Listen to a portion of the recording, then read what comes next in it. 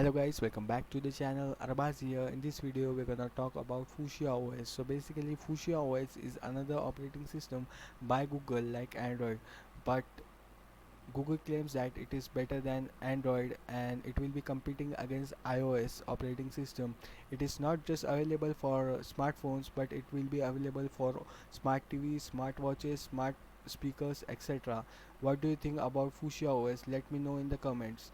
And you can download it from the official website of the fuchsia.dev on your Linux and Mac system. It is not currently available for Windows system, but I think so it will be available soon. If you want me to make a video on how to install it on your Mac and Linux system, please comment down and I will make a video on that. I have also created an UI of the Fuchsia OS, how it will look like. So you can go to the link in the description and see how the UI will look like, but it is not the official UI. I have created it from the all the leaks and rumors. So if you like the video, please subscribe to my channel and share the video. Thanks for watching.